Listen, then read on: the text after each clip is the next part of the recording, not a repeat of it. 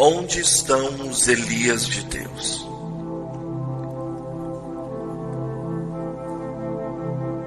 Onde está o Senhor, o Deus de Elias? Perguntamos. E a resposta é óbvia. Onde sempre esteve. No seu trono. Mas onde estão os Elias de Deus? Sabemos que Elias foi um homem semelhante a nós, sujeito aos mesmos sentimentos. Mas infelizmente não somos homens com orações semelhantes a dele. Um homem que ora para Deus é poderoso. Mas hoje o Senhor está passando de largo pelos homens. Não porque sejam imprestáveis, mas porque são por demais autossuficientes. Irmãos, nossa capacidade nos deixa incapacitados. E nossos talentos constituem um tropeço para nós. Elias saiu da obscuridade e entrou no palco do Velho Testamento já homem feito. A rainha Jezabel, aquela filha do inferno, havia removido os sacerdotes de Deus e posto no lugar deles altares para falsos profetas, ou falsos deuses. A terra estava coberta de trevas e o povo envolto em escuridão espiritual. E o pecado campeava. A nação se mostrava cada dia mais impura com a proliferação de templos pagãos e ritos idólatras. A toda hora subia ao céu a fumaça de milhares de altares ímpios. E tudo isso acontecia no meio de um povo que se dizia descendência de Abraão. De uma gente cujos ancestrais haviam clamado a Deus nas horas de aflição. E dessa forma foi liberto de suas tribulações. Como estava distante o Deus da glória. O sal perdera o seu sabor. O ouro perdera o polimento. E em meio a toda essa imensa apostasia, Deus levanta um homem. Não uma comissão, não uma nova denominação, nem um anjo, mas um homem, com sentimentos semelhantes aos nossos. Deus procurou entre eles um homem não para pregar, mas para se colocar na brecha. E como Abraão fizera antes, agora Elias estava na presença do Senhor. O resultado foi que, tempos depois, o Espírito Santo pôde escrever a história dele com apenas 2 palavras. E orou. Isso é tudo que uma pessoa pode fazer para Deus e para a humanidade. Se a igreja hoje contasse com tantos intercessores quantos são seus conselheiros, teríamos um avivamento dentro de um ano. Os homens que oram assim são os grandes benfeitores da humanidade. Elias foi um deles. Ele ouviu uma voz, teve uma visão, experimentou o poder espiritual, avaliou o inimigo e, tendo Deus como parceiro, conquistou a vitória. E as lágrimas que derramou, a agonia de alma que suportou, os gemidos que exprimiu estão todos registrados no livro das crônicas de Deus. Por fim, ele surgiu para profetizar com infalibilidade divina. Conhecia a mente de Deus. E foi assim que sozinho paralisou toda uma nação e modificou o curso da natureza. Esse homem decidido permaneceu firme e imperturbável, como as montanhas de Gileade. No momento em que cerrou os céus para que não chovesse, com a chave da fé, que serve em qualquer fechadura, ele trancou os céus, pôs a chave no bolso e fez a capa estremecer. Embora seja glorioso o fato de Deus poder usar um homem, ainda mais glorioso é ele ser atendido por Deus. Se um homem de Deus se puser a gemer no espírito, Deus clamará: deixa-me ir. Talvez nos empolgasse a ideia de operarmos as maravilhas que Elias operou, mas será que apreciaríamos ser banidos? Irmãos, se quisermos realizar a obra de Deus, a maneira de Deus, no tempo determinado por Ele, com o poder divino, teremos a bênção do Senhor e a maldição do diabo. Assim que Deus abre as janelas do céu para nos abençoar, o inimigo abre as portas do inferno para nos intimidar. Receber a aprovação de Deus implica em topar com a carranca do diabo. Simples pregadores podem ajudar muita gente sem prejudicar a ninguém. Mas os profetas de Deus agitam a todos, ao mesmo tempo que deixam o diabo louco. O pregador talvez agrade ao povo. O profeta o contrariará. O homem que se mostra descompromissado, inspirado e cheio de Deus está sujeito a ser taxado de impatriota, por censurar os pecados de sua nação, ou de descaridoso, porque sua língua é como uma espada de dois gumes, ou de desequilibrado, porque o peso da opinião da maioria dos pregadores é contrária dele. O mero pregador é aclamado. O profeta de Deus, este é perseguido.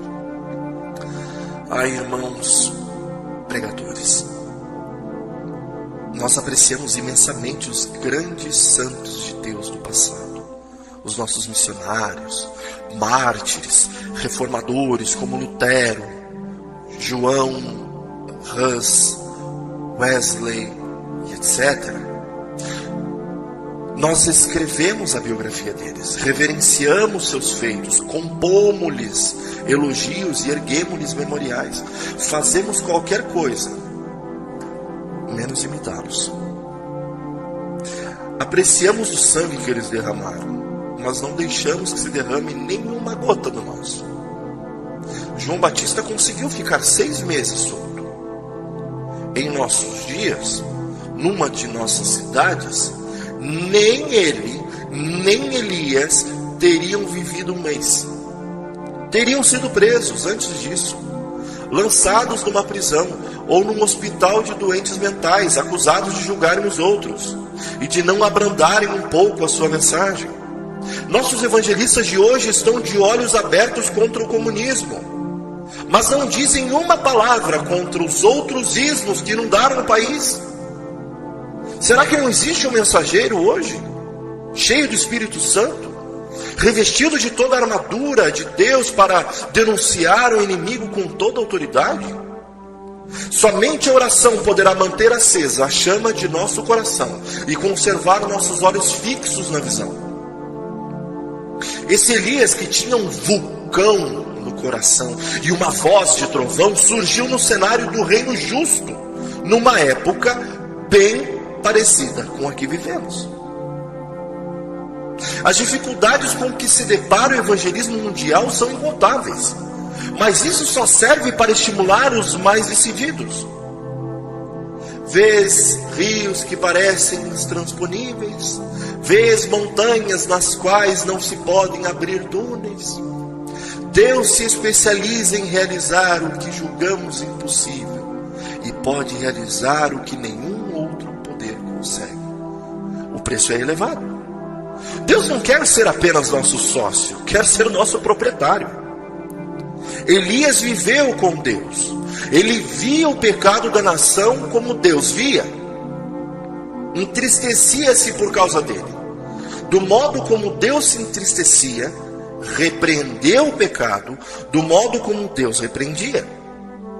Era fervoroso em suas orações e ardoroso em denunciar os males do povo. Sua pregação nada tinha de brandura, era repassada de fervor. E suas palavras abrasavam o coração das pessoas como um metal incandescente lhes queimara a pele. Mas o Senhor firma os passos do homem bom, e no seu caminho se compraz. Isso está escrito em Salmo 37, 23. E então Deus orientou Elias. Primeiro disse: esconde-te. Depois, vai e apresenta-te. Seria errado escondermos quando deveríamos estar repreendendo reis em nome do Senhor. Assim como seria errado pregar quando o Espírito nos conclama a esperar no Senhor. Precisamos aprender a mesma lição de Davi. Somente em Deus, a minha alma, espera silenciosa. Salmo 62, 5. Qual de nós teria coragem de pedir a Deus para remover todas as suas muletas? Os caminhos de Deus não são os nossos caminhos. Os caminhos dele são inescrutáveis, mas ele os revela a nós pelo seu Espírito. O Senhor mandou que Elias fosse para Querite e depois para Sarepta, para que se hospedasse num hotel de luxo? Foi isso? Não. Ele ordenou a esse profeta de Deus, a esse pregoeiro da justiça, que ficasse no lar de uma viúva pobre. E depois no Monte Carmelo, Elias fez uma oração, que é uma obra-prima de concisão. Responde-me, Senhor, responde-me, para que este povo saiba que tu, Senhor, és Deus, e que a ti fizeste retroceder o coração deles. O escritor Bounds está com razão quando afirma que só pode fazer uma oração curta e poderosa em público quem mantém uma oração longa e poderosa comunhão em secreto. A petição de Elias não foi no sentido de que os sacerdotes idólatras fossem destruídos, nem que caíssem dos céus relâmpagos para aniquilar os rebeldes israelitas, mas sim que a glória e o poder de Deus se manifestassem ali. Parece que nós estamos querendo ajudar a Deus a resolver seus problemas. Foi o que fez Abraão. E até hoje a terra é amaldiçoada por essa loucura dele, com a presença de Ismael. Elias não fez o mesmo. Ele procurou dificultar as coisas ao máximo para Deus. Queria fogo do céu, mas ensopou o holocausto de água. Deus gosta de ver uma oração assim, com tal audácia. Pede-me e eu te darei as nações por herança e as extremidades da terra por tua possessão. Salmos 2:8. Oh, meus irmãos pastores, nossas orações em grande parte não passam de conselhos que estamos tentando dar a Deus. Elas são caracterizadas pelo egoísmo, pois nossas petições são em nosso favor ou de nossas denominações. Que Deus corrija isso em nós. Nossa meta deve ser apenas Deus. É a sua honra que está sendo conspurcada. É o seu bendito filho que está sendo ignorado. Suas leis que estão sendo transgredidas, seu nome profanado, seu livro esquecido, e a sua casa está se tornando um círculo social. O momento em que Deus precisa exercitar mais paciência com seus filhos é quando esses estão orando. Ficamos dizendo para ele o que deve fazer ou como fará. Além disso, julgamos outros e fazemos apreciações deles. Fazemos tudo menos a verdadeira oração.